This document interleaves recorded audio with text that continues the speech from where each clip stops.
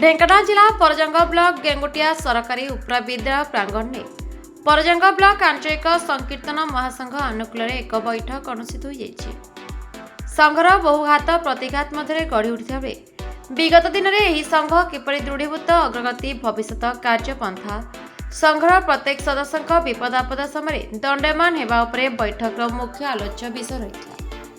उक्त बैठक में सरांग डमोल पितिरी कुआलू आंब पलास कलदा आखुआपाड़ गेंगुटिया बसुले और माणिकमरा प्रभृति 10 गोटी पंचायत कीर्तन मंडली प्रमुख महिला और पुरुष कार्यकर्ता मध्य उक्त बैठक अनुष्ठित होता।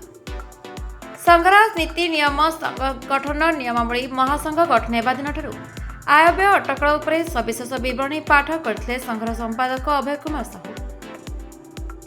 उक्त बैठक में जनाशुना वयोज्येष्ठ तथा महासंघर सभापति तळु साहू, कार्यकारी सभापति अक्षय कुमार नायक, उपदेष्टा पंडित सुबोध कुमार पंडा, कीर्तन महासंघर उद्योक्ता तथा संपादक अशोक कुमार दलभेरा, उपसभापति हृदय चंपर सिंह, कोषाध्यक्ष अभय कुमार साहू, सह संपादक प्रकाश चंद्र श्रीचंदन राय ओरफ भुकुल और मुन्ना बाबा प्रमुख जोग देता बेले पुंडरीकाका विश्वाल, बसंत कुमार बेहरा, दुर्योधन बेहरा, कुनुआ साहू एवं सेमानकर कीर्तन मंडल सदस्य मानक पूर्ण सहयोग देखा मिलता।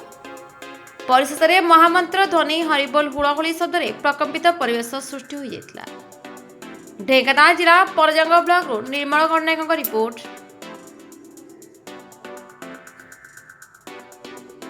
प्रतीक्षा न्यूज।